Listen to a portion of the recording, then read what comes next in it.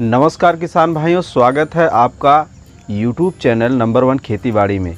किसान भाइयों, अक्टूबर नवंबर का महीना सभी किसान भाइयों के लिए बेहद खास होता है, क्योंकि अक्टूबर के महीने में जो खरीफ सीज़न का अंत और रबी सीज़न की शुरुआत होती है। ऐसे में जो भी खरीफ सीज़न की फसलें लगाई गई थी किसान भाइयों खेत में, वह कहीं ना कहीं ख़त्म हो गई हैं या ख़त्म होने की कगार में है।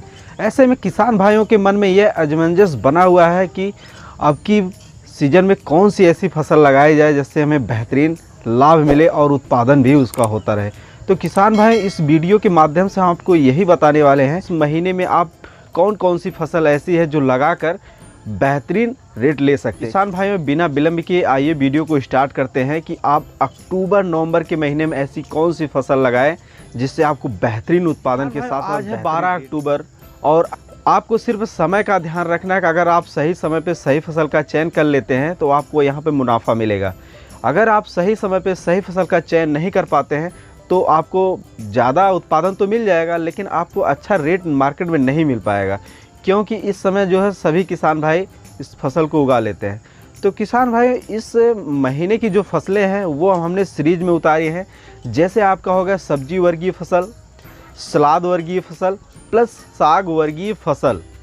किसान भाई, हम है उसको हमने 3 श्रेणियों में बांट दिया है और मैं आपको बताऊंगा इन फसलों को कब से लेकर कब तक लगाएं और कैसे लगाएं, ताकि आपको उत्पादन के साथ साथ जो है रेट भी अच्छा मिले। इस वीडियो के अंत में किसान भाइयों खेत की तैयारी से जुड़ी बातें करेंगे, क्योंकि जो खरीफ सीजन की जो खेत की तैयारी थी उसका कुछ मॉडल अलग होता था, लेकिन अब जो रबी सीजन में जो भी फसलें लगाएंगे इसकी खेत की तैयारी कुछ अलग ही होगी। तो आइए किसान भाइयों, पहले तो हम बात करेंगे सब्जी वर्गीय फसल की।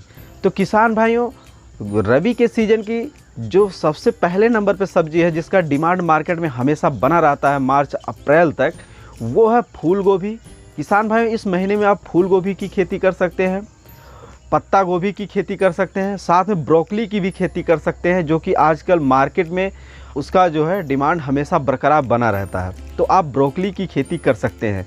और ब्रोकली की खेती करने के लिए किसान भाइयों सेम प्रोसेस वही है जो आप पत्ता गोभी और फूल गोभी के लिए जो भी नियम अपनाते हैं। किसान भाई, इस महीने में आप मटर की खेती कर सकते हैं, आप आलू की खेती कर सकते हैं। किसान भाई, इस महीने में आप जो है टमाटर की खेती कर सकते हैं।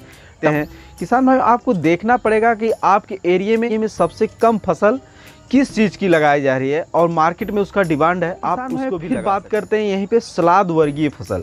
ये लगाना, गाजर की फसल लगा सकते हैं जो कि मौसम के अनुकूल है। इसमें नो रिस्क, मतलब आपको 1% का रिस्क नहीं है। इसका पौधा 100% जर्मिनेट होगा और इसमें कीट वगैरह भी नहीं लगते हैं इस रबी के मौसम में। फिर उसके बाद किसान भाई चुकंदर लगा सकते हैं। इसके लिए खेत में मेड़ बना के उस पर चुभाई कर सकते हैं। किसान भाई शलजम की खेती कर सकते हैं, प्लस मूली की खेती कर सकते हैं। किसान भाइयों, अब बात करते हैं तीसरे साग वर्गीय फसल। किसान भाइयों, रबी के सीजन की सबसे महत्वपूर्ण फसल है साग वर्गीय फसलें। किसान भाइयों, यह जो है 20 से 25 से 30 दिन में तैयार हो जाने वाली फसल है, जो आपको यहाँ पे बेहतरीन रेट दे सकती है। रबी के सीज़न में इसका बहुत ही ज़्यादा अच्छा डिमांड होता है। किसान भाइयों, जैसे कि आप देख पा रहे होंगे कि आपके एरिया में या आपके खेत में ही जो बरसात के सीज़न में जो भी फसलें लगाई थी वो ख़त्म हो गए पूर्ण रूप से। तो यदि आप जो है पत्ता गोभी, फूल गोभी या फिर सलाद वर्गीय फसलों की खेती कर, यहाँ पर आपको उत्पादन मिलने में कम से कम जो है 45 से 50 दिन लग जाएंगे। किसान भाई, अगर यहीं पे आप साग वर्गीय फसलों की खेती करते हैं तो आपको 25 से 30 दिन में ही आपका जो है इनकम का स्रोत चालू हो जाएगा। और इस समय जो है जो भी खेत खाली हो गए हैं आप उनमें इसकी खेती कर सकते हैं, क्योंकि आप जो है किसान भाई सिर्फ भिंडी की फसल ऐसी है जो अभी बची हुई है, बाकी सारे फसल लगभग नष्ट हो गए हैं, नष्ट होने की कगार पे है।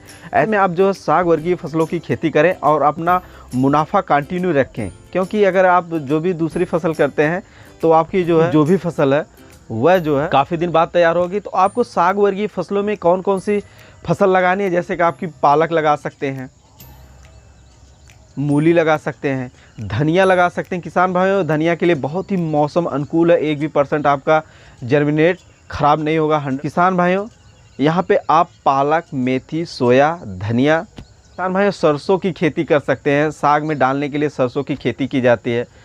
अब बात करते हैं किसान भाइयों, जो हमारे देश पे सबसे बड़े भूभाग पे होती है वह है परंपरागत खेती। जैसे कि अब बहुत सारे किसान भाई हैं जौ सरसों की खेती करते हैं, तो ऐसे में किसान भाई हैं जो है सरसों की खेती कर सकते हैं, क्योंकि सरसों की खेती जो है अब की सीज़न में, चाहे वो सब्जी वर्ग हो, चाहे सलाद वर्गीय हो, चाहे साग वर्गीय हो, सभी फसलों को पीट के रख दिया है। बहुत ही बेहतरीन रेट है मार्केट में इसका। और इसके साथ साथ किसान भाई जौ की खेती कर सकते हैं, क्योंकि आप देख पा रहे होंगे कहीं ना कहीं जो जौ की बुआई का जो रकबा है धीरे धीरे प्रतिदिन वो घटता जा रहा है। ऐसे में आप जो है जौ की खेती करके यहाँ पे अच्छा रेट ले सकते हैं किसान भाई। अब बात करते हैं खेत की तैयारी। किसान भाई यदि आप अपने खरीफ की सीज़न की फसल जो है अपने खेत से जो है हटा दिए हैं, तो उसकी जो है 2 से 3 बार जो है गहरी जुताई कर लें पलटने वाले हल से। फिर उसके बाद कल्टीवेटर से जुताई कर लें। फिर उसके बाद अगर आपके खेत में नमी है तो ठीक है, अगर नहीं है तो आप अपने खेत की अच्छी तरह से एक बार सिंचाई कर दें। और उससे क्या होता है किसान भाई जो है खेत में नमी बरकरार बनी रहती है, जिससे जो भी आप फसल लगाते हैं उसका जर्मिनेशन होने में अच्छा होता है। किसान भाई आज की वीडियो में बस यहीं तक, फिर मिलते हैं किसी एक नए वीडियो के साथ। तब तक के लिए जय जवान जय किसान।